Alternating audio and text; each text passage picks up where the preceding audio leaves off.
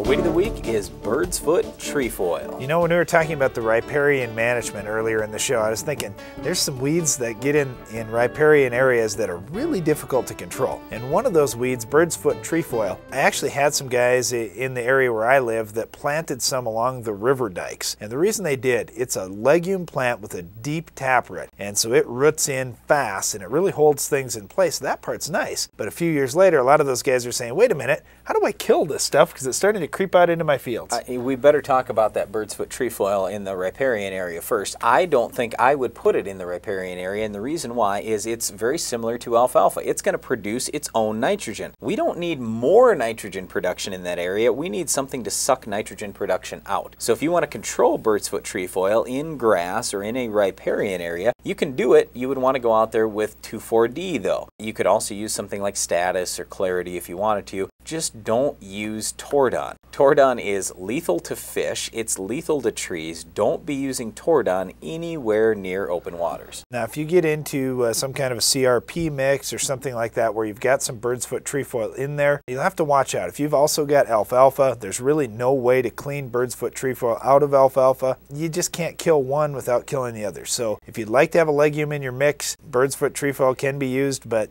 trying to get it out of there is really tough. It's an interesting conversation here because bird's foot trefoil is not always a weed. It can be a helpful plant too. It's just not as vigorous as alfalfa. It doesn't grow as fast. It's not quite as good a plant really for forage most of the time. Except in some of the tough areas. You get into low fertility ground, you get into areas with pH issues, you get into poorly drained areas. It seems like bird's foot trefoil does a lot better than alfalfa. So anyway, when we start talking about it as a weed in corn, soybean, and wheat fields, in soybeans we don't have any good options other than Roundup. That's it. But corn, there are a lot of things you can do. Status, Clarity, even Callisto would knock it back a little bit, but I would prefer Status or Clarity. In wheat, just about anything there will do a fairly decent job. Well, that's it for our Weed of the Week, bird's foot trefoil, but there's more Ag PhD to come right after this.